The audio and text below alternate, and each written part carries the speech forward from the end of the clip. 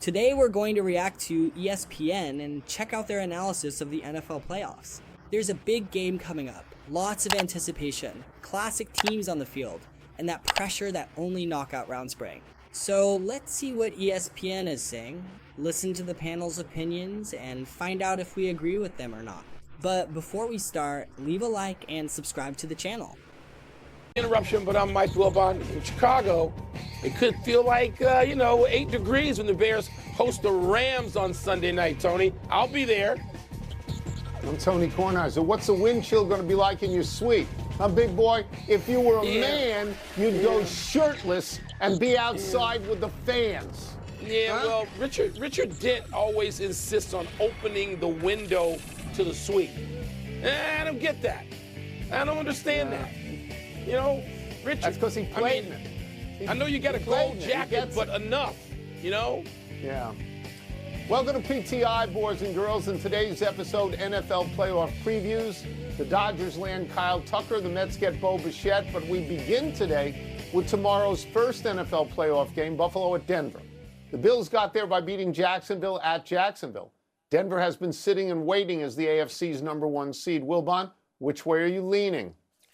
Tony, I'm leaning toward Josh Allen in terms of my rooting interests. If I'm allowed to have one, it's Josh Allen, especially with what he did last week, where he just, sort of flexed and said, I'm bionic. I don't care what you try to put a hole in. I'm going to come back and play the next set of downs. And he did, and it was inspirational, I found. But I think Denver is possibly the most underrated and undervalued team of the entire season. I mean, people have been talking about what a story the Bears are, and the Patriots and Drake May and their, and Vrabel and that staff. And in Denver, the praise never gets to seem to roll around to Denver, which has this fabulous defense. And if you're looking for ways that you need to stop Josh Allen, having a great defense is one of them, Tony, and knowing how to sort of corral somebody of his talents, the passer, the quarterback. I mean, Denver seems to me to be, I'm not going to say a big favorite. I don't know that any team is that great this year.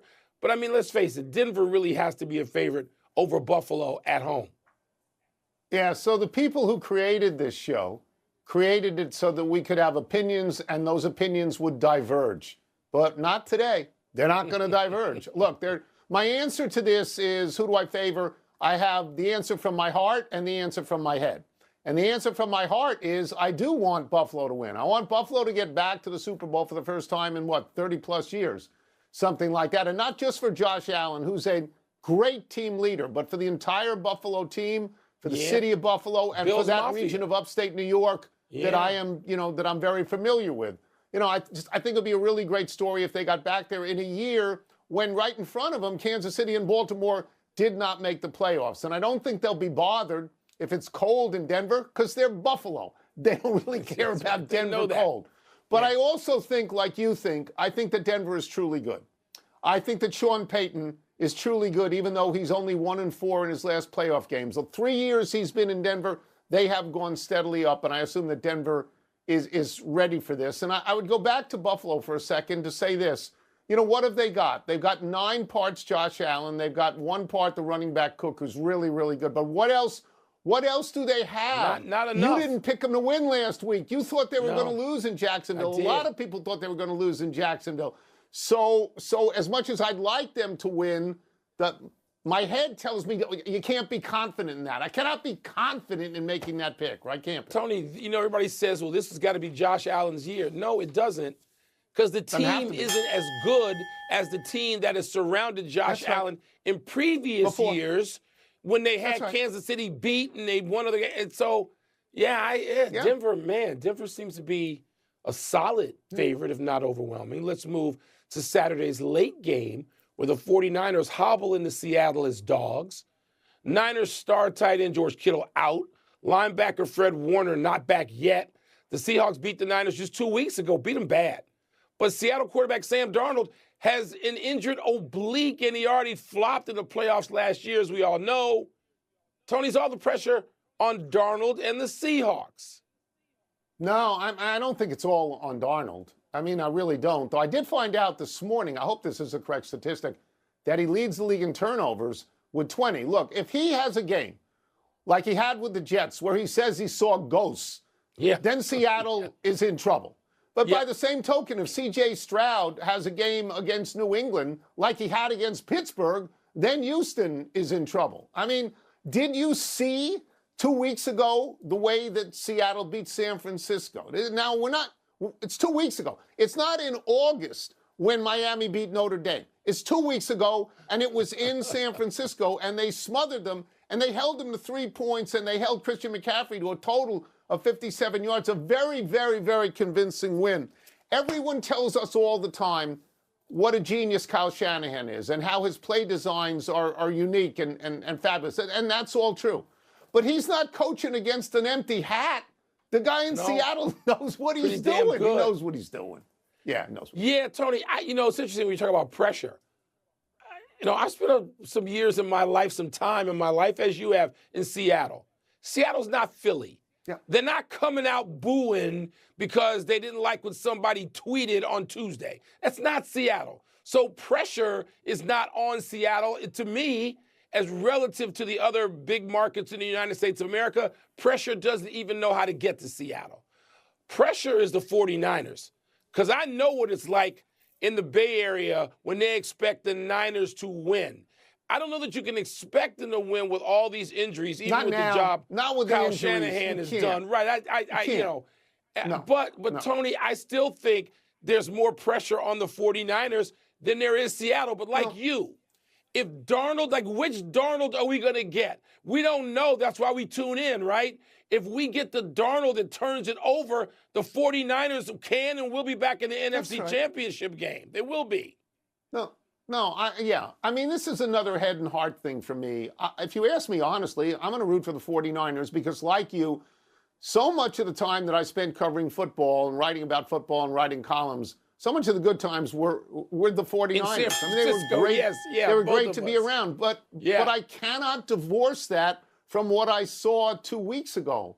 And what I saw 2 weeks ago. I hear you. The 49ers had nothing. The only thing I can go with is that I'm told Brock Purdy is 4-0 in games that he plays in Seattle. That's in Seattle. Let's move to the stunning amount of money Kyle Tucker will get from the Dodgers. $240 million over 4 years. That is $60 million a year, or what we here call Bradley Beal money. Tucker spent last year with the Cubs, where he had 22 homers and 73 RBI. 4-time All-Star, 2-time Silver Slugger. He won a Gold Glove in Houston. Wilbon, what does this addition do for the Dodgers' chances for a three-peat? Well, it pushes the Dodgers off the charts. I'm sure you'll get to the Vegas of it all by the time we get to April and May. And this is what the Dodgers do. They assess what it is they want to do. The dollar sign never holds them back. They're not worried about that in the least. They're going to do what's best for the Dodgers. And that's it. I mean, you got to envy that if you're any other team in baseball. And let me get to the Tucker of it all, because he played for my team last summer, as you noted. He's a fine player, a terrific player even, and overrated. I started saying in August, are the Cubs going to exercise? They're going to go and they're going to make an offer for Kyle Tucker? No. I'm not paying Kyle Tucker $60 million a year. I'm not paying him $50 million a year. I'm not paying him $40 million a year. If you ask me who I want, Bo Bichette or Kyle Tucker, I'll take Bo Bichette, who led the league in hits twice. Gone. He's gone. I understand that because he's gone to the Mets. Yep. I'm just saying the Tucker, a fine player, Tony, but overrated. He's not great at any one thing. He's a jack of all trades. Not great at any one of those five things when we talk about a 5-tool player. But more than one thing can be true. He appears to be great for the Dodgers. So, let's get to this thing. $60 million is an awful lot of money, obviously, for Kyle Tucker, a guy who only once finished in the top 10 votes for MVP in his league. Yeah. Not the top 3, the top 10. Top 10. He's never batted 300. He's never hit more than 30 home runs.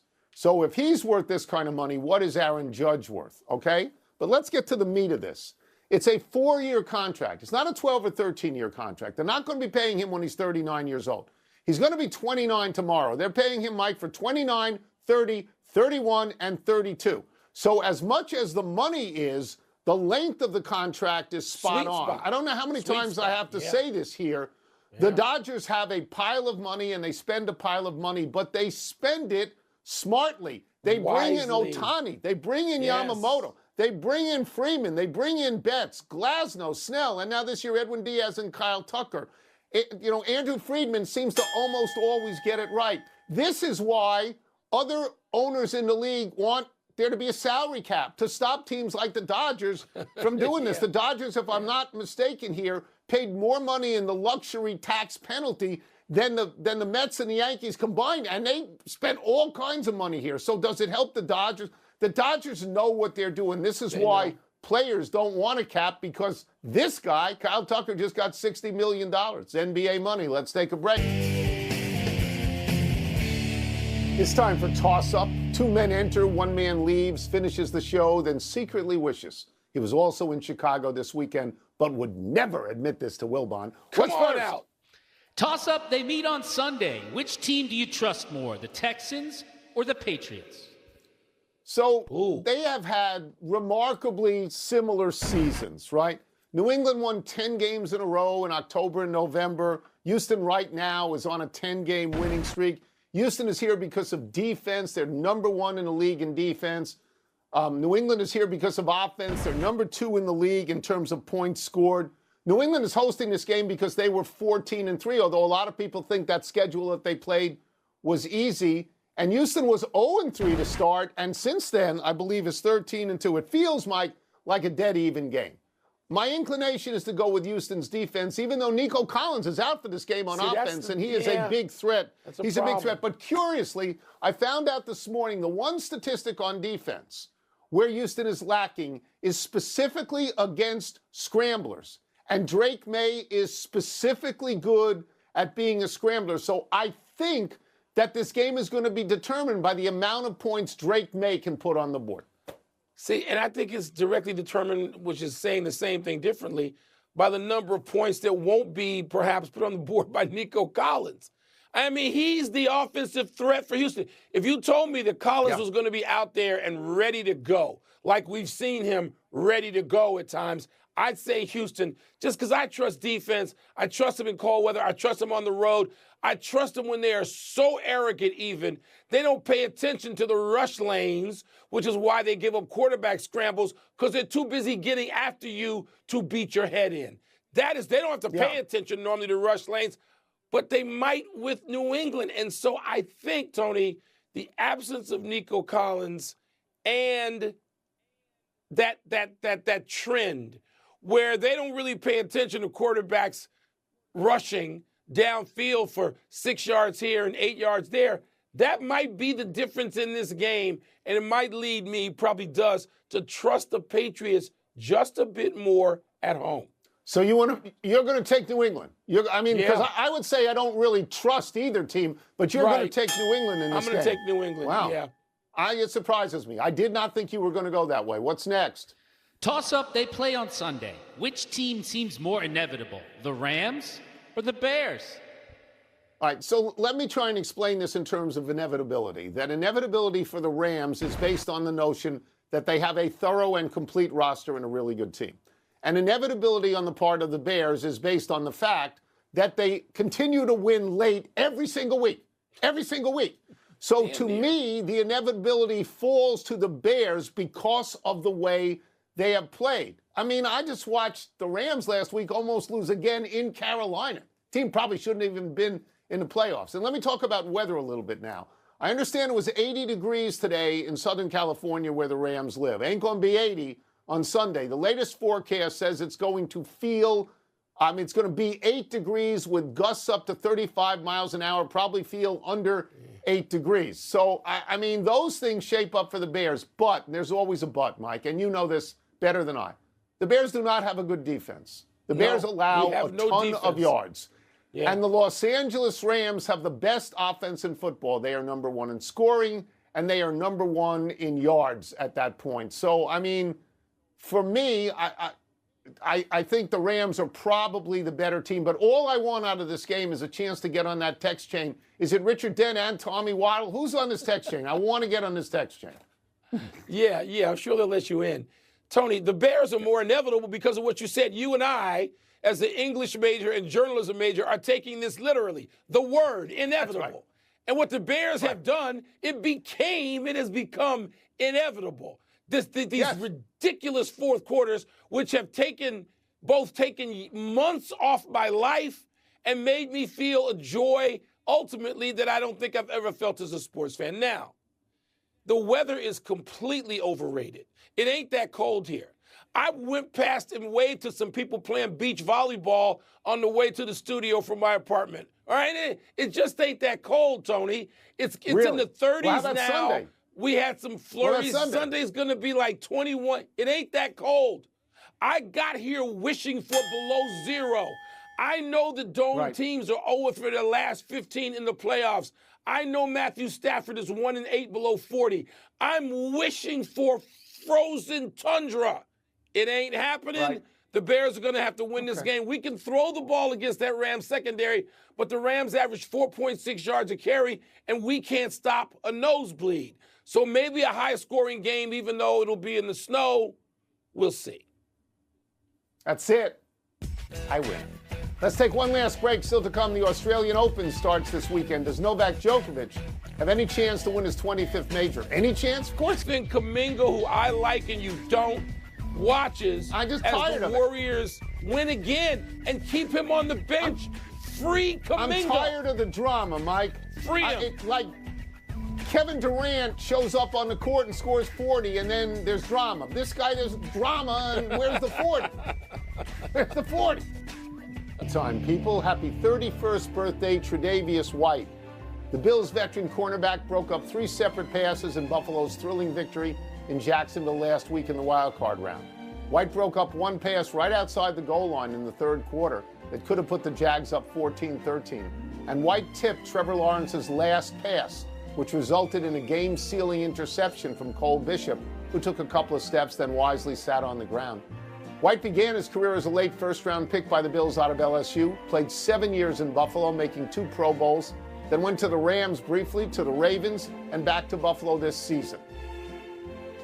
Buffalo's going to need him to make those kinds of contributions again in Denver, Tony, because, with that Denver defense, it doesn't figure that even the great Josh Allen is going to put up a bunch of points mile high.